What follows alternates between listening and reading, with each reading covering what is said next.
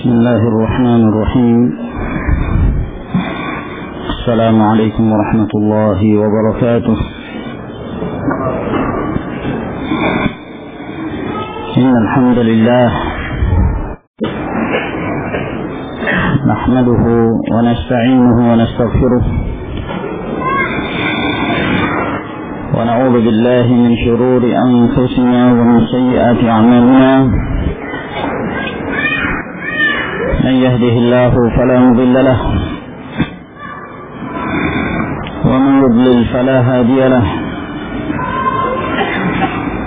وأشهد أن لا إله إلا الله وحده لا شريك له.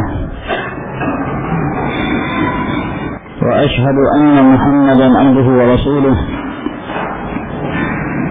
يا أيها الذين آمنوا اتقوا الله حق تقاته ولا تموتن إلا وأنتم مسلمون. يا أيها الناس اتقوا ربكم الذي خلقكم من نفس واحدة وخلق منها زوجها وبث منهما رجالا كثيرا ونساء واتقوا الله الذي تساءلون به والأرحام إن الله كان عليكم رقيبا. يا أيها الذين آمنوا اتقوا الله وقولوا قولا سديدا يصلح لكم أعمالكم ويغفر لكم ذنوبكم. ومن يطع الله ورسوله فقد فاز فوزا عظيما.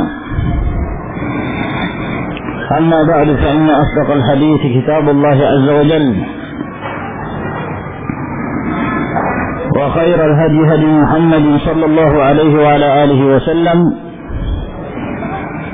وشر الأمور محدثاتها فإن كل محدثة بدعة وكل بدعة ضلالة وكل ضلالة في النار. معاشر المسلمين, dari pelajaran sahih Al-Imam Bukhari rahimahullahu ta'ala. Pada pertemuan sebelumnya kita telah menyelesaikan bab yang menjelaskan tentang al-haya, bahwa sifat malu yang terdapat pada diri seorang muslim termasuk di antara kesempurnaan iman. Sebab dengan sifat tersebut menyebabkan dia berusaha menjaga dirinya dari setiap perkara yang dapat merendahkan kedudukannya, baik di hadapan Allah Subhanahu wa ta'ala maupun di hadapan manusia.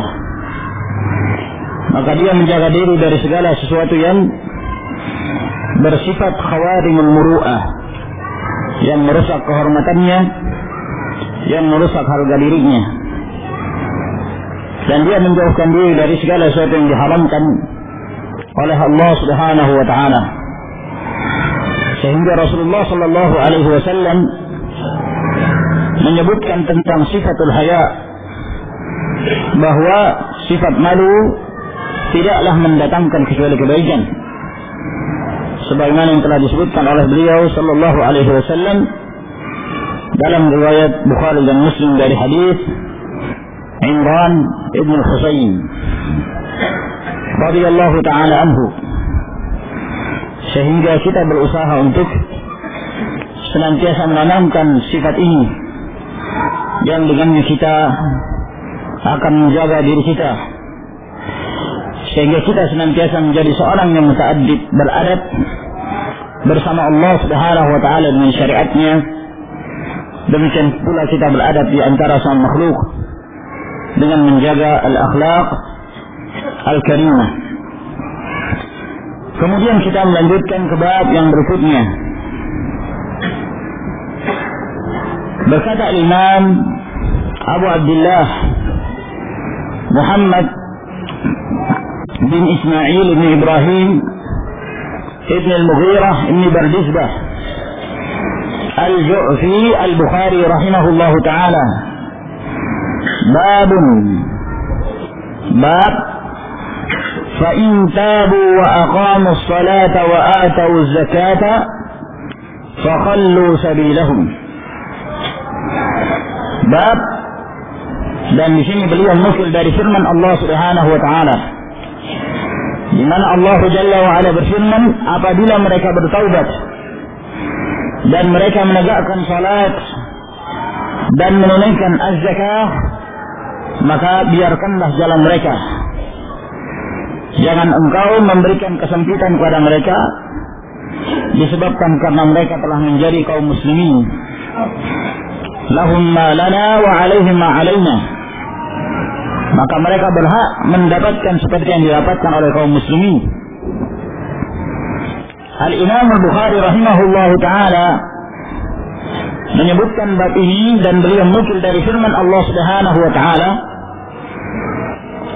untuk menetapkan akidah ahli sunnah wal jamaah, sebagaimana yang telah disebutkan sebelumnya bahwa al-iman itu mencakup perkataan dan perbuatan, mencakup amalan hati, perkataan hati, mencakup ucapan lisan, dan demikian pula amalan anggota tubuh. Termasuk di antara al-iman adalah menegakkan salat dan menunaikan zakat. Oleh karena itu di dalam ayat Allah Subhanahu wa taala ini, Allah Jalla wa Ala mensyaratkan seorang itu menjadi seorang muslim yang tidak diperbolehkan dari kita untuk menumpahkan darahnya, merusak kehormatannya, apabila mereka telah bertaubat dan menampakkan taubat mereka dengan menegakkan salat dan menunaikan zakat. Menegakkan salat dan menunaikan az-zakah termasuk dari amalan anggota tubuh, amal jawarih. Maka ini menunjukkan bahwa amalan jasmani termasuk dari penyempurna keimanan, menyelisihi pendapat kaum Murji'ah, di mana kaum Murji'ah mengatakan bahwa amalan tidak termasuk dari definisi al-iman. Seseorang apabila dia telah mengucapkan dua kalimat syahadah dan dia meyakininya dalam hatinya, walaupun dia tidak mengamalkan amalan-amalan jasmani, maka mereka mengatakan iman orang tersebut imannya sempurna. Keimanan seorang itu tidak bertambah dan tidak berkurang. Ini keyakinan kaum Murji'ah. Dan ahlu sunnah wal jamaah menentang pendapat mereka, sebab pendapat tersebut bertentangan dengan Al-Quranul Karim dan hadis-hadis Rasulullah Sallallahu Alaihi Wasallam. Dan banyak sekali dalil-dalil baik dari Al-Quran maupun dari hadis yang menjelaskan tentang al-a'mal min musammal iman, bahwa amalan termasuk dari definisi al-iman.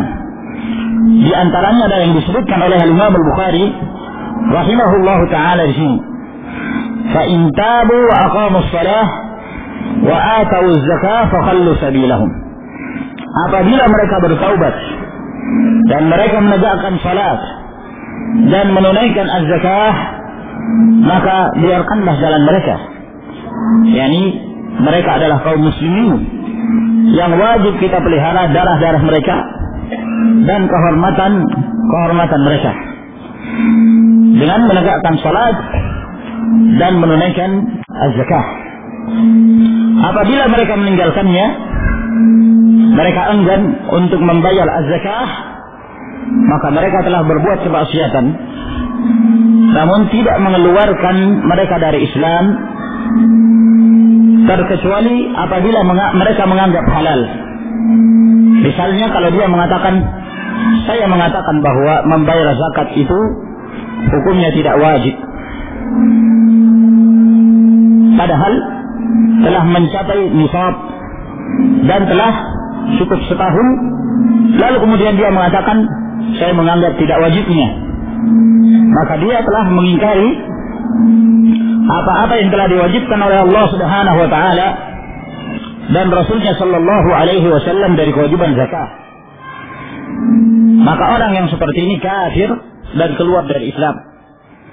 Namun kalau misalnya dia meyakini bahwa itu wajib, akan tetapi dia mengatakan, akan tetapi harta ini berat kalau saya keluarkan zakatnya, karena di sana ada keluarga yang harus saya penuhi kebutuhannya dan seterusnya, maka dia berbuat maksiat dalam keadaan dia tidak mengingkari kewajiban zakah. Maka orang yang seperti ini fasik, walaupun tidak mengeluarkan dia dari Islam, sampai dia menganggap bahwa tidak membayar zakat atau membayar zakat itu bukanlah suatu hal yang wajib. Maka di sini ma'asyiral ikhwah rahimakumullah, kita harus membedakan antara prinsip Ahlus Sunnah wal Jamaah dengan prinsipnya kaum Khawarij. Kaum Khawarij yang sangat gemar mengkafirkan kaum muslimin hanya sekedar terjatuhnya seorang itu dalam perbuatan kabirah minal kabair, jatuhnya mereka dalam dosa besar yang tidak mengeluarkan mereka dari Islam. Sini harus kita membedakan dua kelompok Ahlus Sunnah dengan kaum Khawarij, atau kita masukkan pula kelompok Murji'ah. Perlu kita mengetahui bahwa Murji'ah ini sangat bertentangan dengan kelompok Al-Khawarij, sangat bertentangan sekali, 180 derajat. Sedangkan Ahlus Sunnah wal Jamaah berada di tengah-tengah di antara kedua kelompok ini, antara dua kelompok yang menyimpang, yang menyelisihi kebenaran. Yang satu terlalu berlebih-lebihan, sedangkan yang satunya terlalu memudah-mudahkan. Sebagaimana yang telah kita sebutkan bahwa kaum Murji'ah mereka mengatakan bahwa cukup seorang itu dikatakan muslim kalau dia telah mengucapkan asyhadu an la ilaha illallah wa asyhadu anna Muhammadar Rasulullah, lalu kemudian dia meyakini dalam hatinya walaupun dia tidak beramal dengan anggota tubuh, maka dia telah muslim.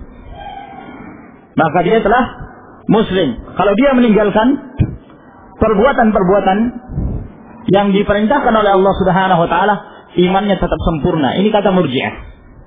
Dan ini tentunya batil. Yang bertentangan dengan kelompok tersebut adalah kelompok Khawarij. Mereka mengatakan bahwa iman itu mencakup hati, ucapan dengan lisan, dan amalan jasmani. Dari sini kita melihat ada kesamaan antara Ahlus Sunnah dengan kaum Khawarij. Sama-sama mereka mengatakan bahwa termasuk dari iman ucapan hati, demikian pula lisan dan amalan jasmani, anggota tubuh. Akan tetapi yang membedakan antara Ahlus Sunnah dengan kaum Khawarij, kaum Khawarij mengatakan apabila hilang sebahagian iman maka hilang seluruhnya. Apabila hilang sebagian iman maka hilanglah seluruhnya. Ya, apabila dia telah meninggalkan sebagian perintah dan jatuh dalam dosa besar, maka hilanglah seluruh imannya. Dalam artian dia telah menjadi orang yang kafir. Berbeda dengan Ahlus Sunnah wal Jamaah rahimahumullahu ta'ala. Adapun Ahlus Sunnah mereka mengatakan bahwa iman itu bertambah dan berkurang. Amalan termasuk dari penyempurna keimanan. Apabila mereka meninggalkan amalan maka berkurang keimanan tersebut, namun tidak menyebabkan mereka keluar dari Islam kecuali apabila mereka mendatangkan sesuatu yang membatalkan keislaman mereka. Kecuali mereka membatalkan sesuatu, mendatangkan sesuatu yang membatalkan keislaman mereka, barulah dia dikatakan keluar dari Islam. Misalnya dia telah mengucapkan 2 kalimat syahadah dan dia telah meyakini, akan tetapi di sana ada mushaf Al-Qur'anul Karim. Dia tahu bahwa itu mushaf Al-Qur'an, lalu dia lempar ke got misalnya, atau dia banting lalu kemudian dia menginjak-injak, padahal itu adalah mushaf Al-Qur'anul Karim dan dia tahu. Maka dengan ini dia telah kafir dan keluar dari Islam dengan perbuatan itu. Nah, atau misalnya dia mengolok-olok agama Allah Subhanahu wa taala, mencela Allah, mencaci maki Rasulullah sallallahu alaihi wasallam, maka dengan itu dia telah kafir dan keluar dari Islam. Akan tetapi di antara sebagian amalan yang kalau ditinggalkan tidak menyebabkan seorang itu keluar dari Islam. Di antaranya misalnya apabila dia meninggalkan untuk membayar zakat. Dia meyakini wajibnya, tapi dia karena malas atau kikir, dia enggan untuk mengeluarkan sebagian dari yang dia miliki di jalan Allah Subhanahu wa taala sebagai zakat, maka dia statusnya sebagai seorang yang fasik, akan tetapi tidak menyebabkan dia kafir.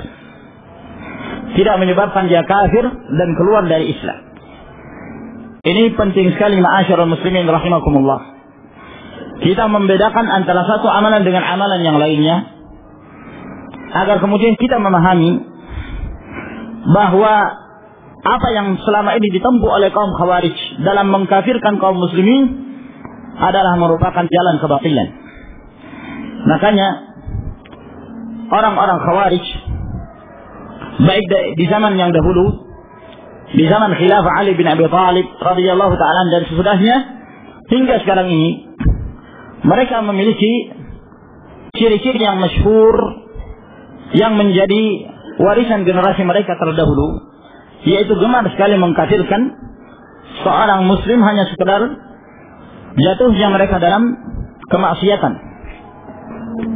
Apalagi mereka yang gemar menggembar-gemborkan dalam masalah berhukum dengan selain apa yang diturunkan oleh Allah Subhanahu wa taala.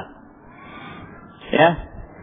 Mereka menyebutkan secara mutlak hukum, barang siapa yang tidak berhukum dengan apa yang diturunkan oleh Allah Jalla wa ala, maka dia kafir, keluar dari Islam. Siapapun dia, tanpa ada perincian, tanpa ada tafsil, sebagaimana yang dijelaskan oleh para ulama, meninggalkan nas-nas yang disebutkan dari para ulama ussalaf yang menjelaskan tentang hukum orang yang berhukum dengan selain apa yang diturunkan oleh Allah Subhanahu wa taala. Mereka menyebutkan secara mutlak firman Allah Subhanahu wa taala, "Wa man lam yahkum bima anzalallah fa ulaika humul kafirun." Barang siapa yang tidak berhukum dengan apa yang diturunkan oleh Allah, maka mereka itu kafir. Maka ini dijadikan sebagai kaidah secara mutlak tanpa terperinci yang menyebabkan mereka mengkafirkan sekian banyak dari kaum muslimin. Oleh karena itu orang-orang takfiriyun, orang-orang yang gemar mengkafirkan kaum muslimin, seperti inilah kaidah mereka tanpa ada perincian. Kenapa terkadang kita mengetahui ada sebagian orang yang mereka menghalalkan untuk merampas harta kaum muslimin, menganggap bahwa merampok harta sebagian kaum muslimin dianggap sebagai ghanimah, dianggap sebagai harta rampasan perang. Sebagian mereka ada yang berkeyakinan bahwa kalau kita masuk ke supermarket fulan, ya, ambil secara sembunyi, itu tidak mengapa, halal. Karena mereka berpendapat bahwa orang-orang yang ada di situ kafir semua. Yang memiliki supermarket tersebut kafir walaupun ada gelar haknya di depan. Nah, dia kafir. Kenapa? Ada yang mengatakan karena dia tidak berbaiat kepada jamaah kami. Dia tidak termasuk dari jamaah kami, maka dia kafir. Barang siapa yang tidak berbaiat pada imam zamannya, maka dia kafir, matinya mati jahiliyah. Begitulah cara mereka menggunakan dalil-dalil yang rancu, tidak ditempatkan pada tempat yang semestinya.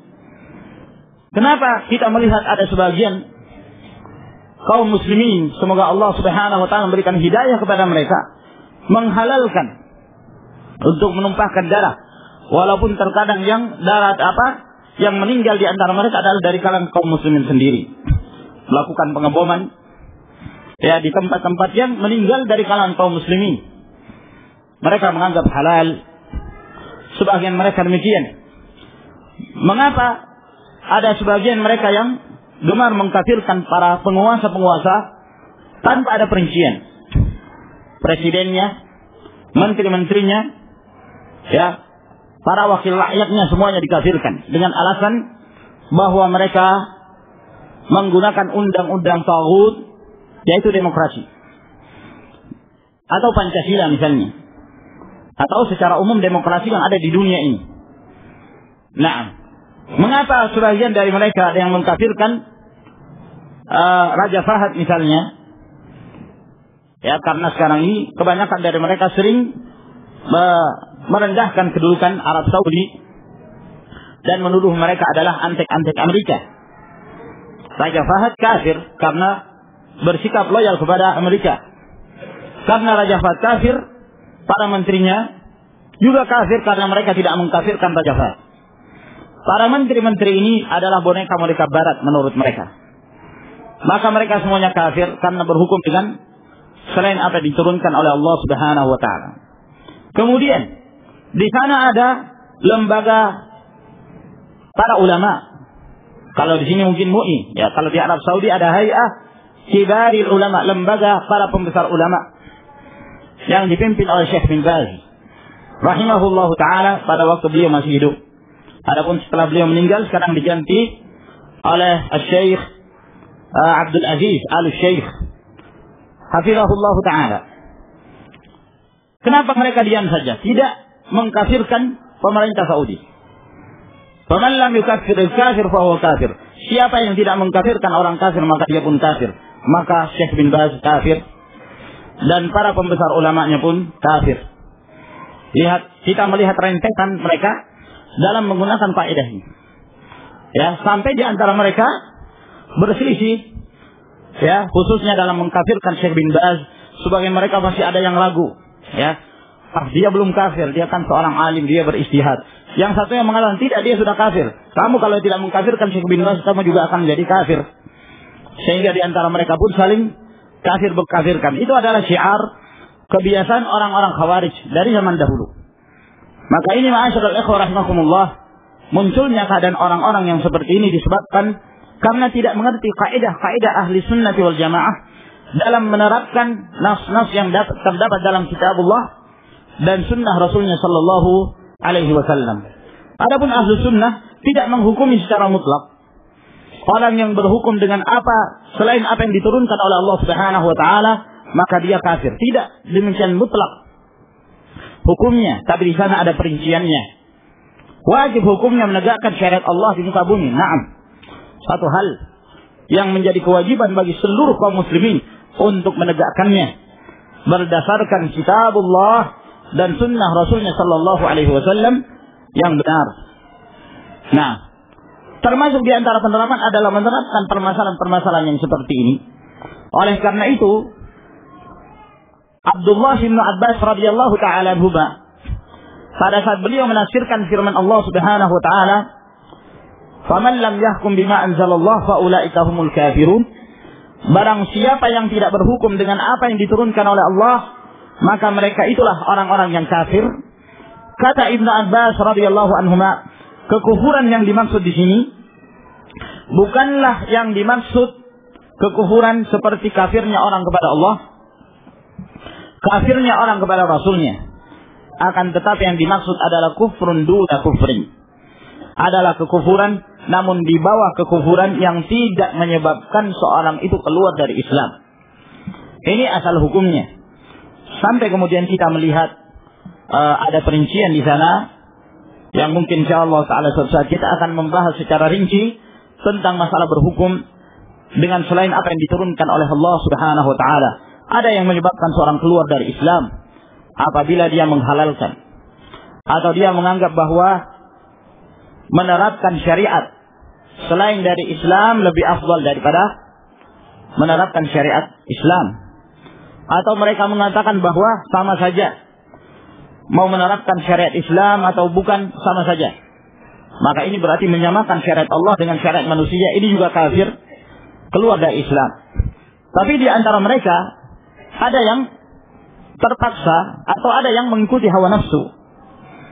Kenapa mereka menetapkan undang-undang selain dari syariat Allah Subhanahu wa ta'ala? Di antara mereka ada yang terpaksa, desakan, khawatir jangan sampai kemudian dia menampakkan syariat Islam, justru akan tertuduh dengan berbagai macam tuduhan. Dia takut, maka dengan hawa nafsunya dia melakukan itu. Atau ada faktor-faktor yang lain yang wallahu a'lam. Sehingga dalam hal ini ma'asyiral ikhwah tidak bisa dihukumi dengan satu hukuman. Nah, berkata Imam Al-Bukhari rahimahullah, haddatsana Abdullah ibn Muhammadin al-Musnadi telah memberitakan kepada kami Abdullah bin Muhammad al-Musnadi al-Ja'fari Abu Ja'far. Beliau berasal dari kampung yang sama dengan kampungnya Imam al-Bukhari, dari Bukhara. Rahimahullahu ta'ala, beliau mengumpulkan kitab Musnad. Beliau memiliki kitab Al-Musnad yang beliau kumpulkan di dalamnya hadis-hadis Rasulullah sallallahu alaihi wasallam. Dan beliau orang yang sangat terpercaya dalam periwayatannya. Qala haddatsana Abu Rauh Al-Harami Ibnu Umarah. Beliau mengatakan telah memberitakan kepada kami Abu Rauh Al-Harami Ibnu Umarah. Al-Harami ini nama, ya, bukan penisbahan. Berbeda seperti yang lain, misalnya Al-Imam Muslim nisbahnya Al-Qurashi An-Naisaburi, ya terakhir, ya ini disebut dengan ya'un nisbah. Atau seperti Al-Imam Al-Bukhari, Bukhari itu nisbah kepada daerah yang namanya Bukhara. Nah, atau misalnya kalau orang Jawa dinisbahkan kepada Jawa maka disebut Al-Jawi. Atau Jakarta disebut Al-Jakarti. Ini dalam bahasa Arabnya. Nah, namun yang dimaksud di sini Al-Harami itu bukan nisbah, tapi nama beliau dalam bentuk nisbah, ya. Nama dalam bentuk nisbah. Al-Haramiyu.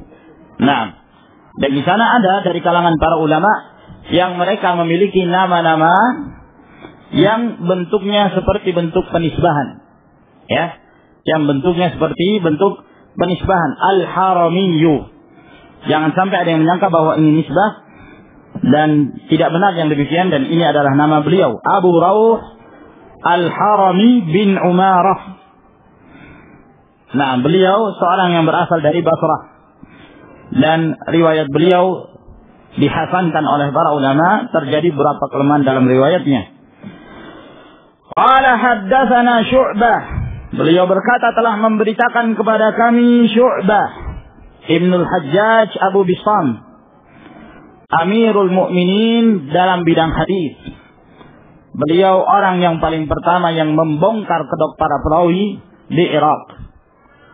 Nah, membongkar kedok para perawi di Irak. Pada waktu itu banyak para pendusta hadis. Mereka mendustakan hadis lalu mereka nisbahkan kepada Rasulullah sallallahu alaihi wasallam dengan berbagai macam tendensi dan tujuan. Di antara mereka ada yang berdusta sekedar untuk mendapatkan fulus di hadapan hukumah, penguasa, ya, mendapatkan uang. Tazalluh, menjilat di hadapan para penguasa.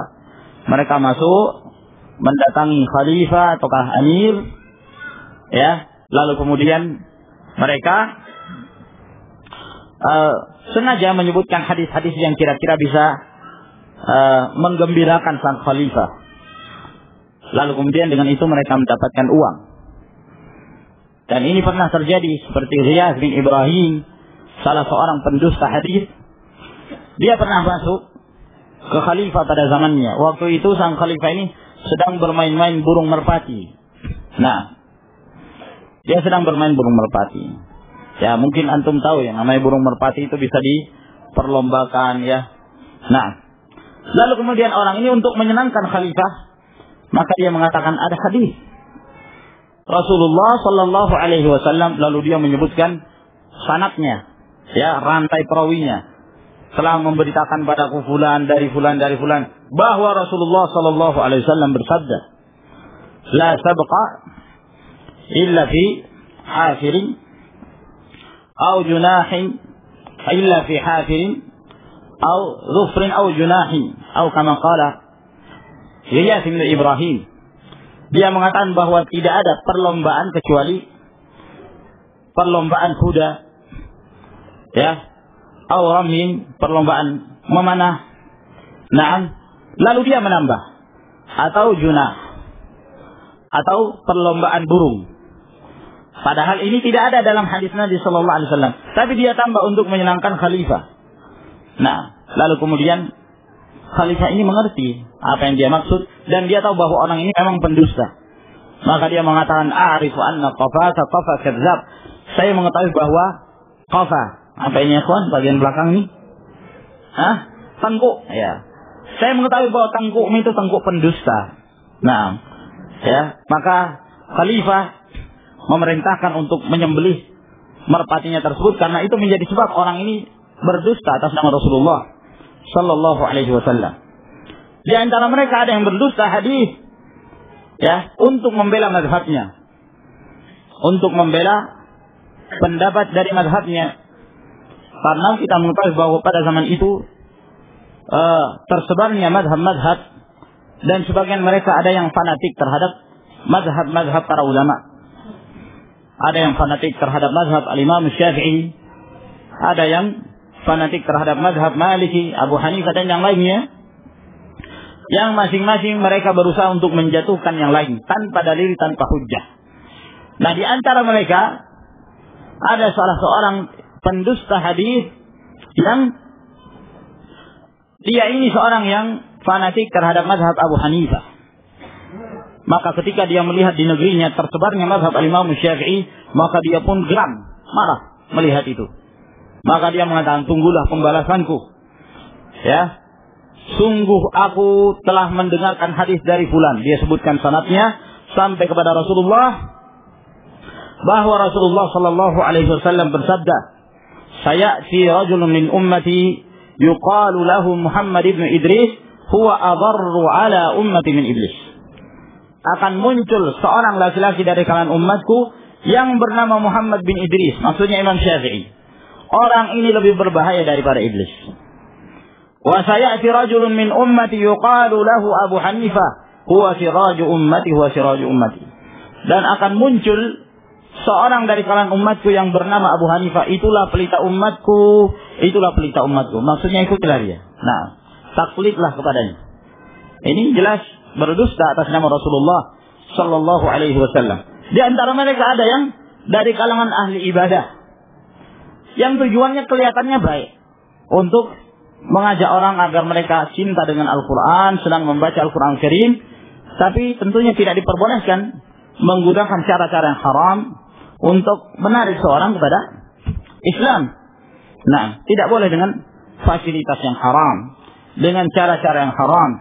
Nah, seperti di antara mereka ada yang dikenal sebagai ahli ibadah, Nuh bin Abi Maryam. Orang ini mendapatkan gelar Al-Jami', ya. Al-Jami', orang yang telah mengumpulkan berbagai cabang ilmu. Dan benar, orang ini kelihatannya ahli dalam berbagai bidang. Sampai para ulama mengatakan, orang ini telah mengumpulkan segala sesuatu dari cabang ilmu kecuali satu yang dia tidak punya, kejujuran. Itu saja yang dia tidak punya, yang lain dia punya. Dia punya ilmu fisika, dia punya ilmu agama, dia punya ilmu-ilmu yang lain, tapi satu yang dia punya, kejujuran. Dia berani berdusta atas nama Rasulullah sallallahu alaihi wasallam. Bayangkan satu surah, setiap surah dari surah-surah yang terdapat dalam Al-Quran, 314 surah, masing-masing dari surah itu dia dustakan, ya, atas nama Rasulullah. Dia sebutkan tentang keutamaan surah tersebut. Maka hati-hati ma'asyiral ikhwah rahimakumullah, tidak semua hadis yang menjelaskan tentang keutamaan satu surah itu dari perkataan Nabi sallallahu alaihi wasallam. Banyak hadis-hadis yang palsu yang tersebar di kalangan umat yang dinisbahkan kepada Rasulullah sallallahu alaihi wasallam. Nah, maka dalam hal ini ma'asyiral ikhwah harus berhati-hati. Di antara mereka ada yang memang karena butuh dunia, semata-mata untuk mendapatkan dunia, maka mereka berani berdusta atas nama Rasulullah sallallahu alaihi wasallam. Nah, pernah terjadi di zaman Al-Imam Ahmad rahimahullah. Itu kebiasaan orang-orang dahulu, mereka mencari uang dengan cara berpindah dari satu masjid ke masjid yang lain, membaca hadis. Ya. Kalau kita bisa melakukan pendekatan model orang-orang sekarang, biasanya mereka mengamen di bis-bis, ya kan? Berpindah dari satu bus ke bus yang lain untuk mendapatkan dunia, untuk mendapatkan rupiah. Maka mereka mengamen, pindah selesai, pindah lagi ke bus yang lain, dapat pindah lagi ke bus yang lain, dan begitu seterusnya. Kalau dahulu bukan dengan cara mengamen, ya, dahulu orang-orang bermain musik itu adalah satu hal yang tercela menurut mereka di kalangan para ulama salaf. Tapi dengan cara membaca hadis, ya, dengan cara membaca hadis, maka mereka mencari dunia. Kalau mereka membaca hadis yang disenangi oleh para jamaah masjid, maka jamaah masjid ini kadang-kadang ngasih uang banyak gitu. Terima kasih, ya jazakallah khair, karena antum sudah membaca hadis yang menghidupkan dia, merasa enak dengan hadis tersebut. Sehingga muncullah orang-orang yang bodoh, ya, yang tidak pernah menuntut ilmu hadis, tapi karena ingin mendapatkan dunia. Nah, mau membaca hadis tidak punya ilmu, ya. Tapi kalau tidak dengan cara itu dia nggak mendapatkan duit. Gimana caranya? Maka dia membuat hadis sendiri, membuat sanad sendiri, lalu disandarkan kepada Rasulullah Sallallahu Alaihi Wasallam. Satu ketika Al-Imam Ahmad dan Yahya bin Ma'in salat di sebuah masjid, berdampingan ini Imam Ahmad dan Yahya bin Ma'in, karena memang keduanya sahabat kental. Lalu kemudian setelah salat, sebagaimana biasanya kadang-kadang ada orang, yaitu seperti pengamen di bisnis itu, bangun. Lalu kemudian dia membaca hadis, ya. Mungkin kalau diistilahkan semacam kultum, ya, kuliah 7 menit di masjid-masjid itu. Dia bangun, lalu dia membaca hadis. Dia mengatakan, telah memberitakan kepadaku Ahmad bin Muhammad bin Hanbal dan Yahya bin Ma'in bahwa keduanya berkata, telah memberitakan padaku fulan bin fulan dari fulan disebutkan sampai kepada Rasulullah Sallallahu Alaihi Wasallam bahwa beliau bersabda, dia sebutkan kisah yang cukup panjang. Nah, Imam Ahmad mendengarkan itu kaget, kok namanya yang disebut. Yahya bin Ma'in juga seperti itu, kok namanya yang disebut. Maka Imam Ahmad menoleh, apakah pernah kamu beritakan hadis ini? Kata, enggak pernah saya beritakan hadis seperti ini. Jangan-jangan kamu. Kata Imam Ahmad, tidak, saya tidak pernah beritakan hadis seperti ini. Lalu dari mana orang ini mendengarkan khabar dari Ahmad bin Hanbal, Yahya bin Ma'in? Dan orang ini tidak mengenal, ya, kedua orang. Nah, sekedar mungkin sering mendengarkan ada ulama namanya Ahmad bin Hanbal dan Yahya bin Ma'in. Nah, maka dia juga, ya, karena seringnya mendengarkan itu, maka dia sebut itu. Ya, sebagai faedah yang lain mungkin kita agak keluar sedikit. Ada faedah, yakni di saat hidupnya Syekh Muhammad bin Shalih Al-Utsaimin. Nah, Syekh Muhammad bin Shalih Al-Utsaimin ini salah seorang alim yang tinggal di Qasim, Unaizah, ya, jauh dari Makkah. Satu ketika Syekh Muhammad bin Shalih Al-Utsaimin rahimahullahu taala ini datang ke Mekah karena ada satu urusan. Ya, antum perlu ketahui bahwa ulama, bahkan menteri-menteri yang ada di Arab Saudi itu bukan seperti sekarang ini kalau ada menteri yang lewat harus dikawal gitu, enggak, ya. Nah, mereka itu hidup seperti orang biasa. Ya, datang ke toko beli sesuatu, pulang, enggak ada yang kawal. Nah, begitu keadaan mereka. Terkecuali mungkin beberapa sebagian orang yang sudah cukup dikenal oleh orang lain, ini yang biasanya dikawal, seperti Syekh Abdurrahman As-Sudais, ya, Imam Haram Makki, itu ya beliau dikawal, datang perginya harus dikawal terus, karena kalau tidak akan didatangi oleh sekian banyak orang. Nah, Syekh Muhammad bin Shalih Al-Utsaimin datang ke Mekah, maka dia menunggu taksi. Datang taksi, maka dia pun naik. Nah, ya, ketika dia naik taksi, rupanya supir taksinya ini orang yang suka ngomong itu, suka ngobrol dengan pelanggannya. Maka orang ini, supir ini mengatakan pada Syekh, mana Syekh? Siapa Syekh ini? Fulan. Maksudnya siapa namanya? Kata Syekh Muhammad bin Shalih Al-Utsaimin. Muhammad bin Shalih Al-Utsaimin kaget. Muhammad bin Shalih Al-Utsaimin. Ya, dan dia orang ini tahu bahwa namanya Muhammad bin Shalih Al-Utsaimin alim kabir. Nah, lalu kemudian Syekh Al-Utsaimin balik bertanya, ya, Al-Ahman, ya, kalau saudara siapa? Yang tukang supir ini. Abdul Aziz bin Baz katanya. Nah, ya, saya Abdul Aziz bin Baz. Dikiranya bahwa Syekh ini main-main gitu loh. Nah, karena dia bermain dikira Muhammad bin Shalih Al-Utsaimin bohong-bohongan, maka dia sekalian mengatakan Abdul Aziz bin Baz. Nah, lalu kemudian kata Syekh Muhammad bin Shalih Al-Utsaimin, Syekh Abdul Aziz bin Baz katanya. sambil tertawa. Syekh Abdul Aziz bin Baz a'ma, orangnya buta, nggak bisa nyupir taksi. Nah, ya, kata supir ini, gimana mungkin Muhammad bin Shalih Al-Utsaimin naik di taksi anak? Dia orang yang ada di Unesa sana, di Qasim. Apa yang buat dia datang ke Mekah seperti ini, kata. Nah, jadi sampai turun ke Syekh Abdul Utsaimin, seakan-akan supir ini nggak percaya bahwa beliau adalah Syekh Muhammad bin Shalih Al-Utsaimin rahimahullah ta'ala. Nah, ya, kita kembali pada pembahasan tadi. Maksudnya ada orang-orang seperti ini, sudah dengar namanya tapi belum tahu orangnya gitu loh. Maka dia membacakan nama Ahmad bin Hanbal dan Yahya bin Ma'in. Selesai dia cerita, maka dia pun mengedarkan, ya, ngengkelan gitu ya. Nah, baris ya, sambil menyebarkan sorbannya, orang kemudian menyumbang. Sampai ke tempat Al-Imam Ahmad bin Hanbal. Maka dipanggil oleh Ahmad bin Hanbal. Pikirannya orang ini orang kaya, yang mau ngasih banyak. Nah, ya, maka dia pun semangat untuk mendekati Ahmad bin Hanbal. Maka dia mengatakan, dari mana tadi kamu mendengarkan hadis itu? Hadis ini saya dengarkan dari Ahmad bin Hanbal dan Yahya bin Ma'in. Kata Ahmad bin Hanbal, saya ini Ahmad bin Hanbal. Ini Yahya bin Ma'in. Kami tidak pernah memberitakan hadis seperti ini. Ya, kata orang ini, saya bertemu dengan 17 orang yang namanya Ahmad bin Hanbal dan Yahya bin Ma'in. Ya, apanya kamu saja yang dinamakan Ahmad bin Hanbal dan Yahya bin Ma'in? Banyak yang lain maksudnya. Ya, ada Ahmad bin Hanbal penjual bakso, ada Ahmad bin Hanbal yang lainnya macam-macam. Ya. Nah, ma'asyiral ikhwan rahimakumullah, orang-orang seperti ini ada, ya, yang sifatnya seperti itu. Sengaja, ya, dengan gampangnya dia berdusta atas nama Rasulullah sallallahu alaihi wasallam. Maka Syu'bah bin Al-Hajjaj rahimahullah ta'ala pada zamannya, subhanallah, dia bersemangat untuk membongkar kedok orang-orang yang seperti ini keadaannya. Nah, an Waqid ibn Muhammad, dari Waqid bin Muhammad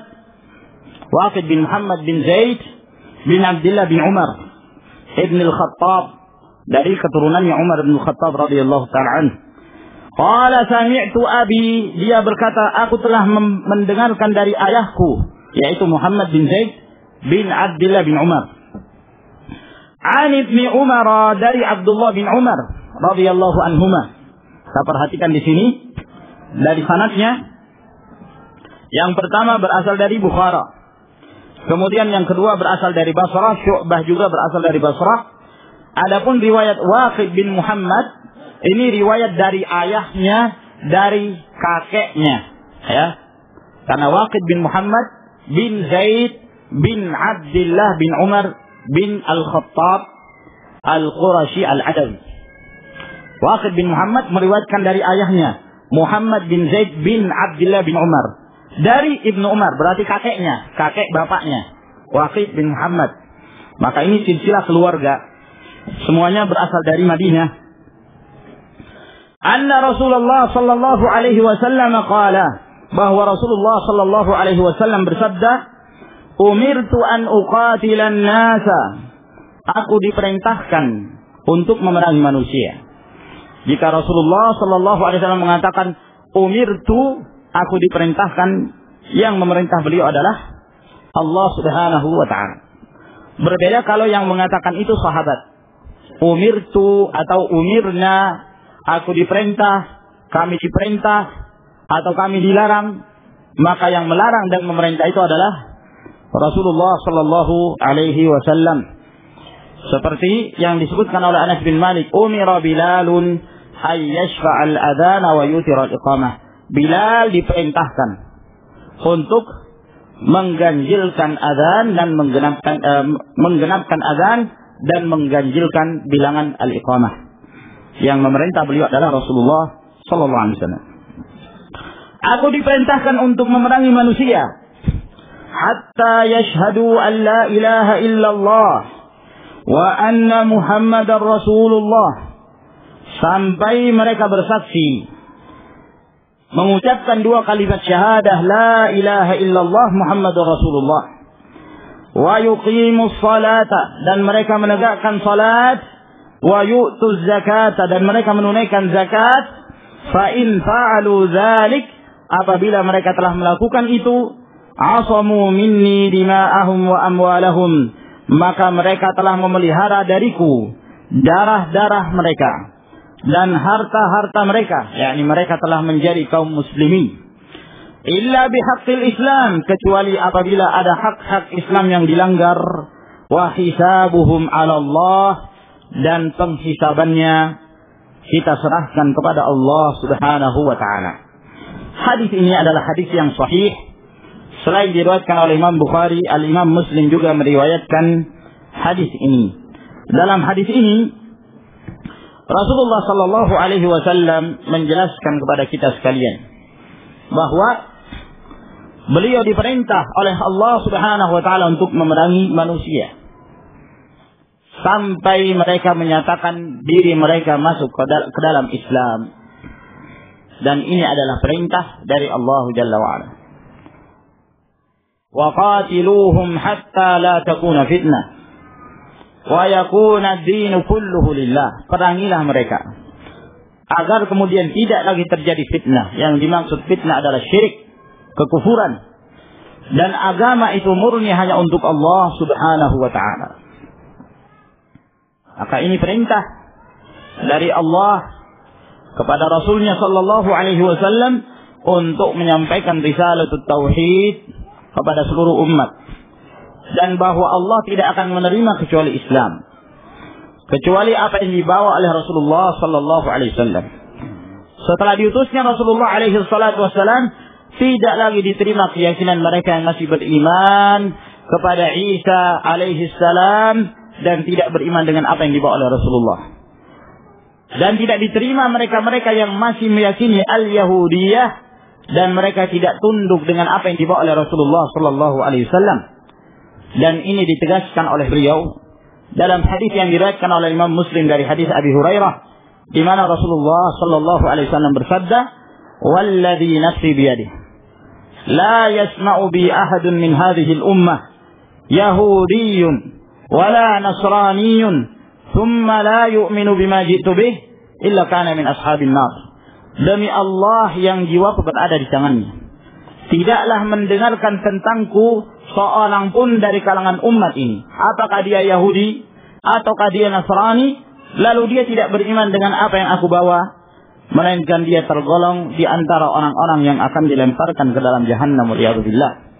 Maka Allah Subhanahu wa taala tidaklah menerima kecuali Islam, yaitu apa yang dibawa oleh Rasulullah sallallahu alaihi wasallam setelah beliau diutus. Dan di dalam hadis ini menjelaskan kepada kita bahwa apabila mereka telah masuk ke dalam Islam, maka mereka memiliki hak-hak sama seperti hak-hak kaum muslimin yang lainnya, yaitu terpelihara darah-darah mereka dan terpelihara pula harta-harta mereka. Tidak diperbolehkan bagi seorang pun dari kalangan kaum muslimin untuk menumpahkan darah muslim yang lain tanpa hak, merampas harta muslim yang lain tanpa hak. Dan ini termasuk dosa yang sangat besar di sisi Allah Subhanahu wa taala. Bahkan Allah Jalla wa Ala menyebutkan demikian besarnya dosa orang yang membunuh seorang muslim tanpa hak, di mana Allah Jalla wa Ala berfirman, "Wa man yaqtul musliman muta'ammidan fajaza'uhu jahannamu khalidan fiha wa ghadiba Allahu 'alaihi wa la'anahu wa a'adda lahu 'adzaban 'azima." Barang siapa yang membunuh seorang muslim dengan sengaja, maka balasannya adalah jahannam. Dia akan tinggal dalam jangka waktu yang sangat lama sekali dalam jahannam, dan Allah akan murka kepadanya. Allah melaknatnya, dan Allah telah mempersiapkan baginya azab yang sangat pedih. Waliyadzubillah.